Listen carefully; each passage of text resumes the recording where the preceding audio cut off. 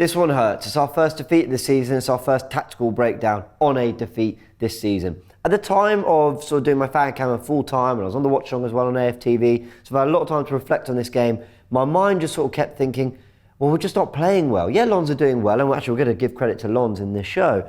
But I was thinking, if Arsenal just showed that concentration, that zip in their passing, that intensity, everything would be a lot better. And then, hell, the tactical insight show would just be, we deployed our tactics and we won.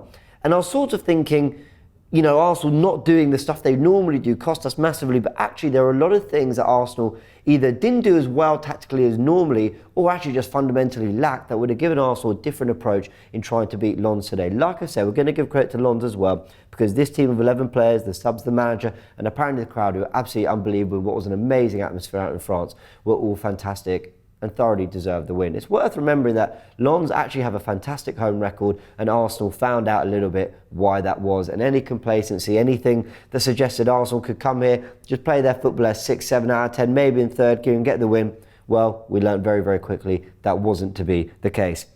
We start with the match stats as we always do, but we're going to go into a little bit more depth than normal. Let's start with the regular stuff. 11 shots to their 10, 6 shots on target to their 3. By the way, 11 shots to their 10 absolutely tells you the story of the game. They had chances in this game as well. 67% possession for Arsenal, so still plenty of the ball. Did they do enough with it is the big question. 703 passes and slightly tipped it on XG. I mean, that Tomiyasu chance was a big opportunity. As we know, Trossard had a big chance. But ultimately, we come out with, yes, slightly better stats, but the important one, how many goals did you score? One less than Lens. Let's go into the deeper dive of these stats, because there was a big drop-off in Arsenal performance. You don't need the stats. We're going to give them to you, but you don't need the stats to support what we saw with our eyes to form a pretty concrete opinion that Arsenal just weren't playing anywhere near to the tempo. Forget even of last season, where Arsenal were at their attacking brilliant best at times, certainly the best I've seen in 10 or so years. They haven't even got to the standard of this season in terms of chance creation and controlling games, but certainly in terms of the attacking stats, Arsenal fell short. Let me show you here. In terms of touches in the penalty area, a lot of these come from FB Ref. Versus Lens, 25 touches in the penalty area is a drop on our Premier League average of this season of 35.3 touches in the penalty area. Attacking third touches is down as well on last season. It's not last season, on this season's Premier League average. I apologise for that. Take-ons is down, albeit by 9.3, but it is down slightly. Switches is down to 2 from 2.6, so a slight drop there. Crosses, we average 11 in this game to the 19.3 that we average in the Premier League this season, and our XG of 2.07 has dropped to 1.2. So we dropped in a lot of attacking metrics in this game. We just were not looking as fluid, as inventive. And by the way, that's actually kind of been a topic of this season. So really what I should have done is probably looked at the Premier League average for last season. But I think the big point is, forget what you think of Arsenal's performances this season, where we've been at our best or not. The point is, whatever we've put up as the standard, as the average, there's even a drop-off on that in this Lens game. Now, I said I wanted to give credit to Lens, and we got to in a couple of ways. So firstly, looking at the 11, Trossard comes in on the left with Jesus up top. Eddie Nketiah doesn't even come on the pitch, actually, not involved in the game, certainly not from the start. And Tomiyasu comes in from Ben White, as you see over there. And then Lens came with a 3-4-3. Now, sometimes you think chucking an extra defender, well, that's quite negative, is it? That's, trying to stifle Arsenal's play. And they did stifle Arsenal's play in a lot of ways. But one thing we saw a lot of, especially as Arsenal were looking for a goal and they were pinned back with that equaliser, what we saw a lot of was this. We're going to move Arsenal into their shape, and we know that Zinchenko inverts and the centre-back split, and you get your lines of 5. We've said this so many times. Saliba on the ball there. Now, this area of the pitch here was incredibly congested. Now, part of that is Arsenal's game plan. They want Rice and Zinchenko to get on the ball and play. They want Havertz to know how to find pockets. They want Trossard, Saka, your wingers, to maintain the width. We know this. We've covered this 1,000 times on Tactical Insight. What we saw a lot of, though, and I've tried to recreate it in the best way possible, because Thomason and Satoka, who were quite narrow, were also supporting, the wing-backs when they could at times as well. What we saw a lot of was this. Ball into Rice, wide to Tomiyasu. They're nice and congested, comes across, let's switch it to the centre-backs. Zinchenko trying to find a pocket, we'll give it into Zinchenko, oh, there's nowhere to turn, we'll go back to Gabriel, and the whole way through this move, let's take it back to this bit here, we're going to go through it one more time. They are constantly shuffling and ensuring that Raya and Zinchenko didn't get enough time on the ball, because this wasn't a team that just sat back and just said, try break us down, we're going to park the bus. No. They actually took the game to us, and they were congested. They make sure to be aggressive on a lot of our controllers in the game. Now, sometimes Arsenal did bypass it, and when they did get into more attacking areas, then they dropped back and, they get into a better shape. But they were quite aggressive on Arsenal as well. And when they did have moments where maybe the ball would come in the middle and they'd win it, who knows, maybe Zinchenko was quite poor on the ball, he didn't have his best game. They ensured that they got runners.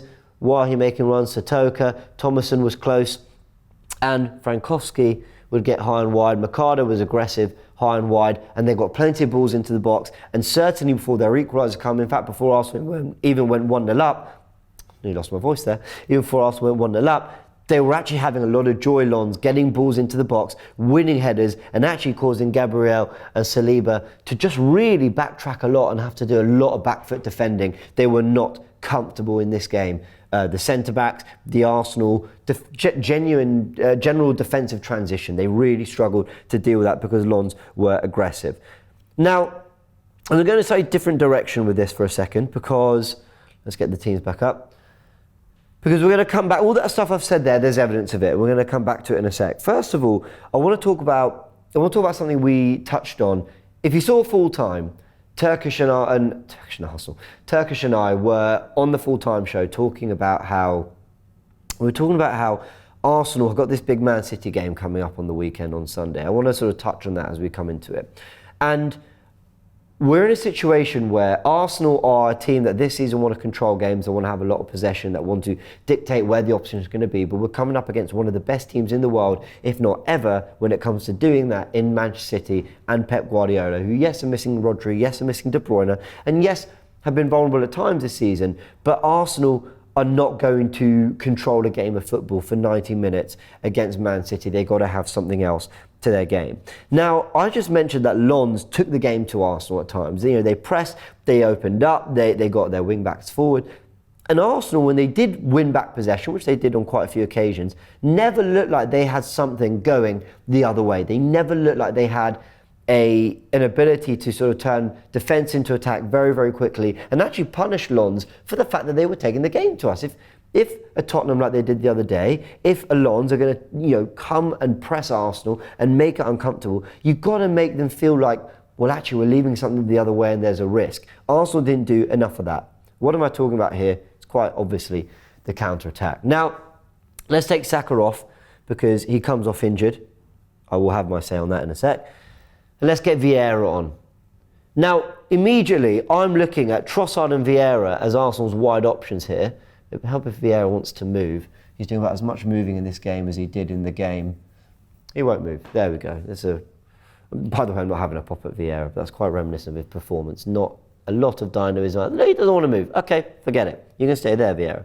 So, anyway, with Trossard and Vieira out wide, you do not have blistering pace going the other way. And I think that is the one thing I'll say in defence of the players out there. But this is a question for Mikel Arteta. Why, when you've got someone like Reece Nelson, who is a more direct attacking option, why can you not get him in this front three so that you've got something going the other way, so that you've got real attacking options that when you win the ball because Lons were committing men forward, you can then directly go the other way and say, you've left some space, you've left yourselves a little bit open, we're going to punish you for that. Arsenal, and partly that was down to Lons defending, transitions quite well at times, but I never felt like Arsenal wanted to go from one end of the pitch to the other particularly quickly.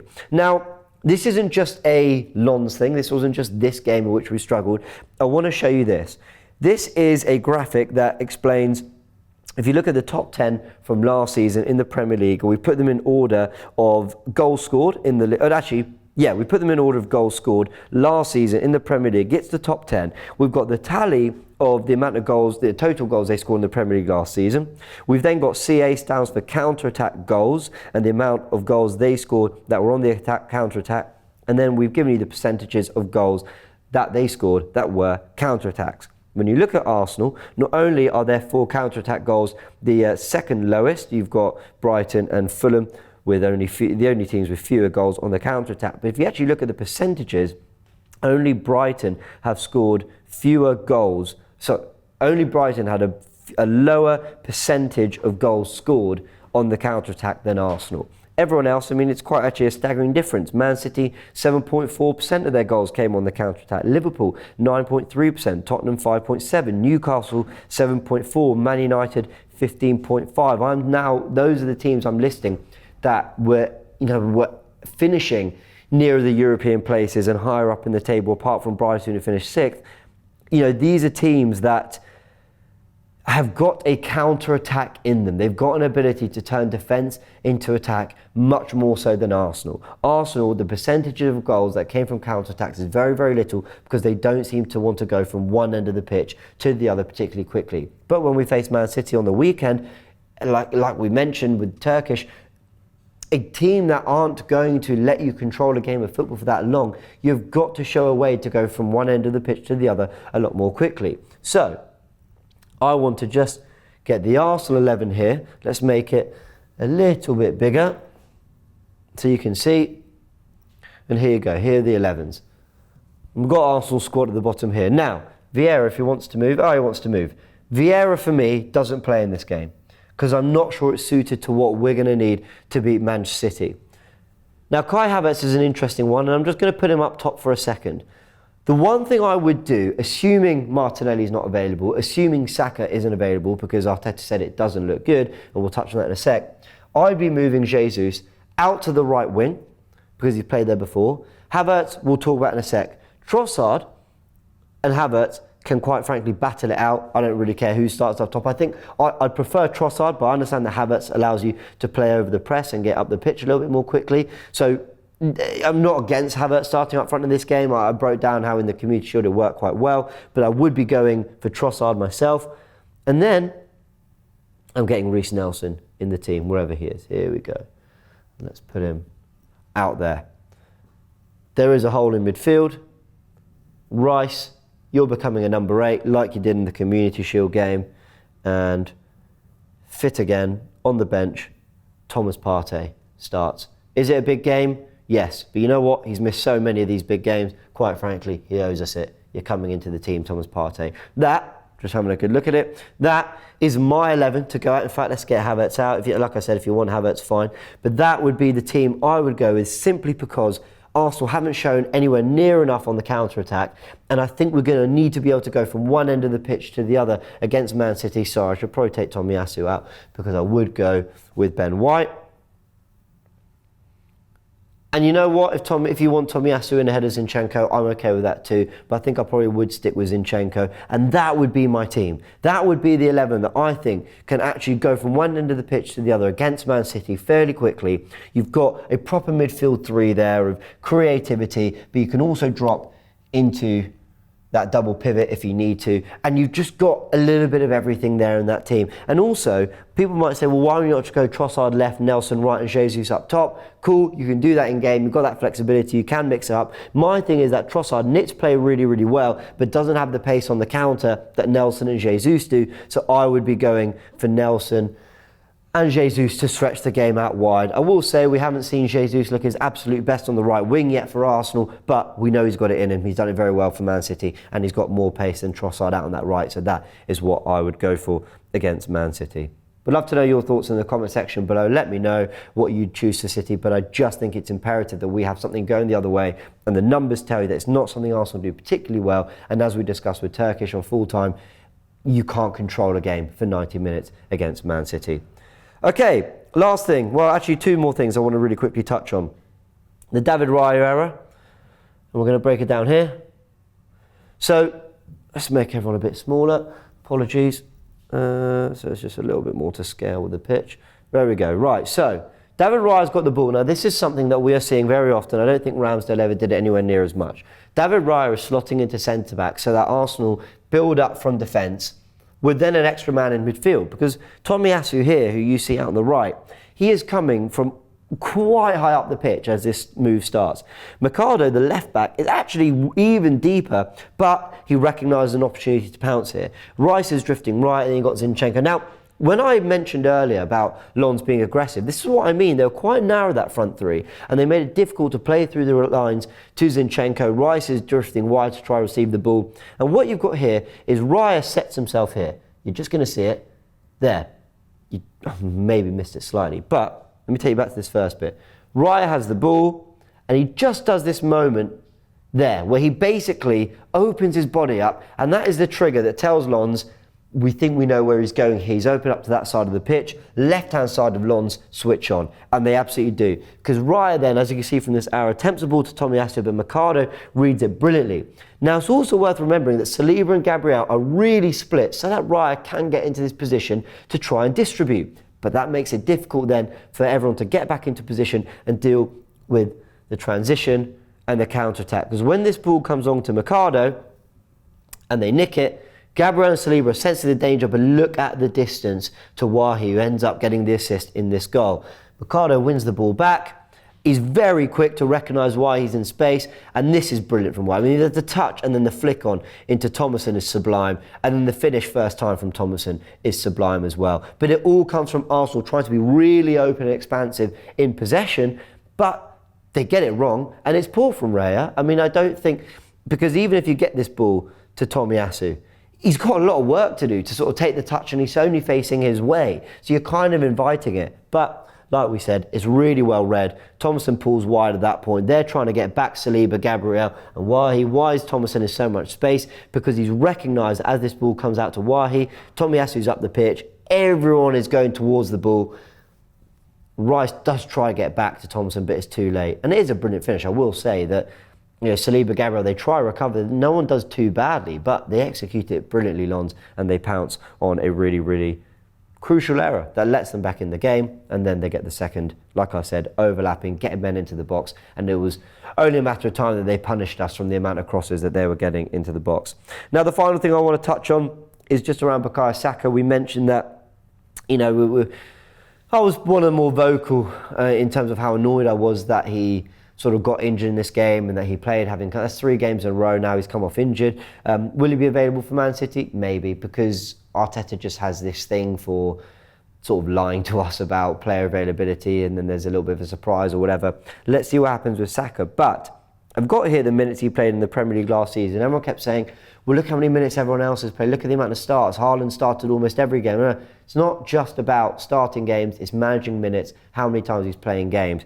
Now, Bukayo Saka last year played 3,100 plus minutes, nearly 3,200, and not a single Man City player other than Edison, the goalkeeper, played more than 3,000 minutes of football for Man City last season.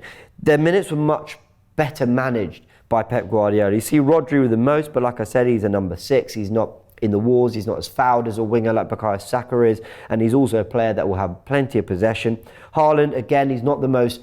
He's a very mobile striker. He moves a lot, but he's not, again, regularly in build-up play, hitting the channels. He's waiting for his moments. And then De Bruyne, Gundogan, Bernardo Silva, all with significantly less minutes, almost 600 or 700 plus less minutes than Bukayo Saka. Key attacking players, Grealish another one, Mahrez, Foden and Alvarez. The minutes distributed nicely, and we have a squad to be able to do similarly now. Now, some of you might be thinking, well, James, that's a bit unfair because last season we were playing Europa League football where Saka would have got the odd rest and not play as many minutes, and then we were out the cups early, whereas Man City had to manage the treble run, so of course they were going to manage the minutes better. Okay, but 7 games into this season, 2 Champions League games in and a Carabao Cup game, and Saka's projected minutes having also come off 3 times in the last, twice in the last 2 Premier League games, but okay, you've got the Champions League game that we saw against Lens where he came off. His projected minutes in the Premier League for the 23-24 season is at 3,333 at the moment. That tells you that even with the group stage coming around and the start of the Carabao Cup and the fact there's been international football and all that Saka's heavily involved in, he is still playing a projected minutes of 3,300 for the season, which tells you that actually even with these games coming up, he still isn't getting his minutes managed the way some of these other players are for Man City or whatever. Look, it's not an exact science. There will be people, experts working at Arsenal, working at London Colney, close with Arteta, who will give him all the data, will give him all the science. Bukayo Saka himself will be telling Mikel Arteta and the medical staff whether he's fine to play or not. But I can't help but think that these numbers just tell us he's playing too much football, and it supports what our eyes are telling us, that he looks tired, and at the end of seasons, when he's played all these minutes, so early on, and he's accumulated such vast minutes of football. Towards the end, he's not looking as energetic, he's not looking as lively, he's not looking himself. And we need him looking himself for the big title run in, because he's one of our best players. Those are my thoughts on that. Hopefully a little bit of evidence there to support why we're thinking what we're thinking. Everyone, let me know your thoughts in the comment section below. Disappointing to have lost this game, but hopefully we've taken a lot from it. And yeah, like I said, I'd love to know your thoughts. Subscribe to AFTV if you haven't yet. This is probably the last sort of bit of reaction. All the fan cams are out, as is full time. Forever Arsenal will be out as well, where we discuss Lons, but a lot of the content now is looking ahead to Man City. So do go ahead and check out all of that. It's a big, big opportunity to respond. This is my London is red top. Lons certainly wasn't red. It was gold that night. Arsenal struggling to make an impression that night. But if you want to pick up your AFTV merch, lots of stuff. You can support your player support. Well, there's lots of stuff. There's a North London Forever merch and all that kind of stuff. Go check out, and the link in the description below as well. Many thanks. We bounce back on Sunday, I'm sure. We'll see you then.